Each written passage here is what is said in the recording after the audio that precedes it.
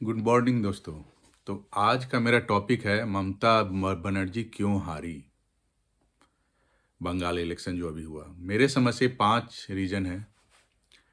First, ये कि जो बांग्लादेश में हुआ लास्ट 2-3 साल में, ये वेस्ट बंगाल के हिंदुओं को काइंड ऑफ झकझोर दिया। उन्हें झकझोर दिया कि मतलब भाई इतनी ब्रूटल तरीके से, और गवर्नमेंट भी कुछ कर नहीं पा रही है, गवर्नमेंट पुलिस कुछ कर नहीं पा रही है। ये इन्हें पता था, ऐसा नहीं है कि ये हिंदुओं को पता नहीं था, लेकिन ये इनके आंखों के सामने हुआ। तो ये इनको लगा कि भाई अभी हम 70, और फिर वेस्ट बंगाल के अंदर भी कुछ कुछ जगहों पे ये सब हुआ। तो इनको लगा अभी हम 70% है तो ये हाल है, और अगर ये 60-50 हो गया तो क्या होगा, हमारे साथ भी वही होगा जो बांग्लादेश में हुआ। तो कहीं ना कहीं इनके नज़र में भी ये आया।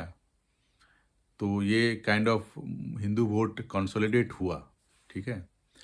दूसरा रीजन है, ये जो बोगस वोटिंग होती थी एसआईआर के नाम पे। एसआईआर एक स्वाभाविक प्रक्रिया है, दो हर 18-20 साल पे हर गवर्नमेंट ये करती है।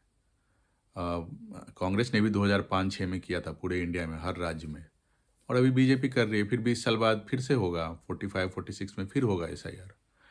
तो जो लोग का डेथ हो गया, या जो लोग पिछले 2-3 बार से, मान लो वो कलकत्ता के हैं लेकिन वोट डाल रहे हैं बेंगलोर में, तो उनका नाम काटा जाता है। ऐसा बहुत सारा ऐसा होता है। और बंगाल के केस में कुछ ये भी था कि जो बांग्लादेशी आ गए हैं उन लोग को भी, ये तो फैक्ट है, वेस्ट बंगाल में बांग्लादेशी आज से नहीं, पिछले 50 साल से आ रहे हैं।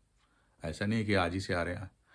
तो ये सब के कारण, स्पेशली जिनका डेथ हो गया है उनके नाम पे वोटिंग होती थी। और वो वोटिंग में आप क्या होता है, अगर आप 41% हो, अभी अभी इस बार क्या हुआ, 38% ममता दीदी हैं, एंड बीजेपी 42%। सिर्फ 2-3% वोट और ऊपर हो जाता बहुत तो बीजेपी की गवर्नमेंट नहीं बना पाती। तो ये सब इसका ये भी ये सेकेंड रीजन है, ये भी एक सेकेंड सेकेंड रीजन है। थर्ड रीजन ये है एंटी इनकम्बेंसी, जो अब 15 साल से चीफ मिनिस्टर थी। तो ये तो हो ही जाता है कि 15-20 साल हो गए हैं एक ही को देखते देखते, और काम भी कोई बहुत अच्छा ममता दीदी ने किया नहीं। जो प्रॉमिस हुआ था, अब जैसे सिंगूर के टाइम 2010-11 में जब वो जीत के आई थी, उस समय सिंगूर टाटा मोटर का वहाँ पे टाटा नैनो प्लांट खुलने वाला था। इतना हंगामा किया, इतना हंगामा किया। उस पर ऑलरेडी 1100-1200 करोड़ टाटा मोटर लगा चुका था पैसा। वो खेत ऑलरेडी अधिग्रहण हो चुका था, जिसको फार्मलैंड फार्मलैंड, उस पे सीमेंट, मिट्टी, रोड सब बन चुका था। मतलब आप उस पे खेती नहीं कर सकते हो, उसको वहाँ से हट के जाना पड़ा। लेकिन हट तो गए, लेकिन फ़ायदा क्या हुआ, किसानों को क्या फ़ायदा हुआ न, जो टाटा मोटर के आने से जॉब, सिर्फ जॉब क्रिएट नहीं होते, कोई कंपनी आती है तो, कंपनी आता है तो रेंट पे मकान चढ़ते हैं, ऑटो वाला, टैक्सी वाला सब पैसा कमाता है। फिर टाटा मोटर का तो, स्पेशली मैं जमशेदपुर में काम किया हूँ, टाटा मोटर का तो इतना अच्छा बैकग्राउंड है कि मतलब वहाँ की जो हॉस्पिटल्स हैं, मतलब वर्ल्ड क्लास हॉस्पिटल्स हैं, और उसमें लोकल्स को भी सुविधाएं दी जाती हैं। टाटा मोटर तो ये भी करता है, एक एनजीओ भी चलाता है और बहुत पैसा खर्च करता है टाटा मोटर। जमशेदपुर में तो स्ट्रीट लाइट जो जलती है उसका भी टाटा मोटर पैसा देता है, गवर्नमेंट कुछ नहीं देता है, 24/7। तो ये जो विकास से सिंगूर वंचित रह गया, और जो खेत मिलने वाला था, जिस पे खेती होना था, वो भी नहीं हुआ। तो इस टाइप से और भी बहुत सारे काम काम हुए जिससे लोगों ने ठगा महसूस किया। तो ये एक एंटी इनकम्बेंसी भी रीजन रही। दूसरा, मैं दो और रीजन है, मैं भूल गया हूँ, मैं लिख के रखा हूँ। ठीक है। हाँ, तो क्योंकि अगर एंटी इनकम्बेंसी नहीं होती तो ममता दीदी खुद नहीं हारती, खुद भी वो हार गई। पिछले बार ही नंदीग्राम से हार गई थी। फिर इस बार भवानीपुर से हार गई, खुद भी वो हार गई। हाँ, चौथा रीजन है कि स्ट्रांग होल्ड, स्ट्रांग मतलब बीजेपी ने बहुत ज़्यादा पिछले 3-4 महीने में, बीजेपी आरएसएस ने बहुत ज़्यादा मेहनत किया। अमित शाह तो वहाँ 20 दिन रुक गए थे, मतलब वो इंडिया के होम मिनिस्टर हैं, वो दिल्ली छोड़ के बहुत लंबे समय तक कहीं रुक नहीं सकते हैं, बट अमित शाह रुक गए थे, वहीं रुक गए थे।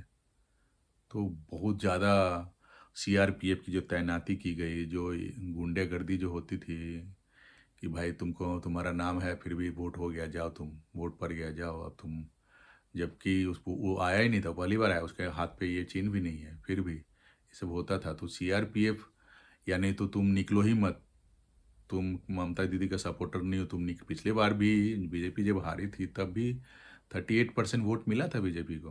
तो पता है कि कुछ लोग, और ममता दीदी को 47-48% मिला था। तो हमेशा आप जीतो हारो, हमेशा 30-40% लोग आपके अगेंस्ट रहते ही हैं, और किसी भी राज्य में, किसी भी देश में। ट्रम्प भी जीता है तो थोड़ी 50% लोग उसके अगेंस्ट ही वोट किए थे कहीं भी। तो उसको पता है, तो वो निकलने ही नहीं देते, छोटे छोटे गांव में वो उनको निकलने ही नहीं देते थे घर से ही, कि तुम यहीं रहो, तुम्हारा वोट हो गया है। लेकिन सीआरपीएफ के तैनाती से ये हुआ कि लोगों को कॉन्फिडेंस आया कि अभी कुछ नहीं होगा। फिर ये सब भी बोला गया कि इलेक्शन के बाद भी 3 महीना सीआरपीएफ यहाँ रहेगी। पिछले बार जो हंगामा हुआ था, हारने के बाद बीजेपी वर्कर्स लोग को मारा गया था, मतलब मर्डर भी किया गया था मास में, मतलब 10-15-20 लोग तो इलेक्शन खत्म होने के बाद मारे गए थे। सोचो कि आप बंगाल को कश्मीर से भी मुश्किल बना दिए। इस टाइप का इलेक्शन बिहार में लेट 90s में होता था, लेट 90s में। 20-22 साल से बिहार में भी ऐसा नहीं होता है। इतना गंदा एटमॉस्फेयर कर दिया गया था बंगाल में। तो ये जो स्ट्रॉन्ग प्रेजेंस था बीजेपी का, जो बैकिंग किया गया था अपने वर्कर्स को, अपने वोटर्स को, ये भी एक रीज़न था। Plus illusion. क्या होता है जब भी आपको कोई सक्सेस मिलने वाली होती है, तो उसके जस्ट पहले एकदम अंधकार छा जाता है। कोई बड़ी सक्सेस मिलने वाला है, ऐसा लगता है कि अब कुछ नहीं होगा। भगवान आपका टेस्ट लेते हैं। जब आप उस अंधकार को पार करते हो, आप पीछे नहीं मुड़ते हो, पार करते हो, तो ज़बरदस्त सक्सेस मिलता है। उसी तरह से हर अनसक्सेस या हर कुछ गलत खराब होने से पहले आपको एक इल्यूजन मिलता है कि सब कुछ अच्छा है, एवरीथिंग इज ग्रेट। तो बीजेपी ने 2019 में इलेक्शन में अच्छा परफॉर्म किया था। 18 या 19 सीट 17 या 18 सीट लेके आए थे लोकसभा इलेक्शन में। लेकिन उस हिसाब से 2021 में उनको वोट नहीं मिला। प्लस 2024 में भी उनकी जो लोकसभा सीटें थी 18 से 12 हो गई 24 में भी। तो this creates illusion in Mamata mind की अब तो बीजेपी नीचे जा रही है, एटलीस्ट इन बंगाल नीचे जा रही है। तो मुझे कांग्रेस की ज़रूरत नहीं है, मुझे इसकी ज़रूरत नहीं है, मैं तो खुद ही सब कुछ कर लूँगी। कोई गठबंधन का बात भी नहीं हुआ, गठबंधन करना तो दूर बात भी नहीं। तो एक इल्यूजन था कि मेरे पास 30% मुस्लिम वोट है और बाकी 10-15% तो मुझे देंगे ही, हारो या जीतो। हमेशा 25-30% 40% लोग आपके पक्ष में रहते हैं। 3-4-5% लोग कांग्रेस को भी वोट किए होंगे इस बार भी, जबकि कांग्रेस को 2 ही सीट मिला। तो होता है ये। तो उसको लगा 30% मुस्लिम तो मेरा ही है और बाकी 15% तो देगा ही। तो बीजेपी अगर 38 से 40 हो भी जाता तो भी मुझसे 5% नीचे रहेगा। मतलब मैं तो 160-170 लाऊं, पिछली बार 215 लाया था, इस बार भी 170 आएगा ही मेरे को। वो एक इल्यूजन क्रिएट हुआ होता है और उसमें आप गलती पे गलती करते जाते हो, आप देख नहीं पाते हो कि क्या। पिछले बार भी वोट बीजेपी को और पड़ता, आपने पढ़ने नहीं दिया, बट इस बार पूरा खेला उल्टा हो गया।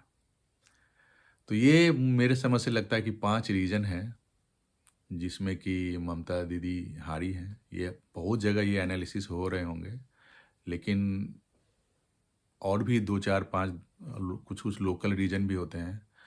लेकिन मैंने जो सुना है और पेपर सब में पढ़ा है, न्यूज़पेपर में, इसमें उससे मुझे लगता है कि ये रीज़न है।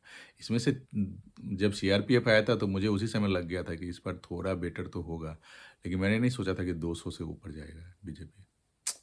ग्रेट, चलो अच्छा है, मैं भी बीजेपी सपोर्टर ही हूँ। अब पूरा हो गया, अब स्टार्ट हो गया है, पूरा भारत बीजेपी का चीफ मिनिस्टर होगा। चलिए बाय।